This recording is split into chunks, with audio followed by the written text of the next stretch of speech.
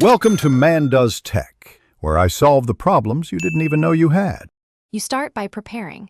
Make sure you're in a safe zone and not engaged in combat because removal requires downtime. Once in place, open your inventory and find the mantra slot you want to remove. Note its name and passive effects for reference. You should also ensure you have any required NPC or item access. Some servers gate actions. Do this now. Being prepared prevents loss and makes the next steps quick and predictable for you. You now begin removal. Approach the NPC or open the game UI that manages mantras and select the exact mantra to remove. Read the confirmation dialog carefully because costs or side effects may apply.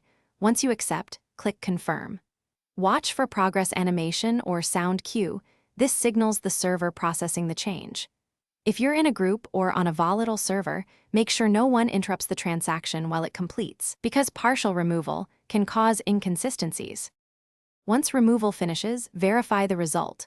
Open your loadout and confirm the mantra has been cleared and your stats updated.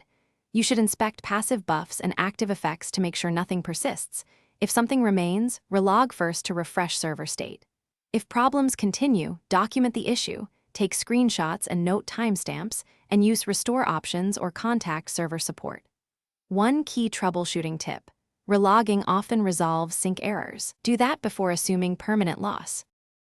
Thanks for watching. If you found this helpful, don't forget to like and subscribe.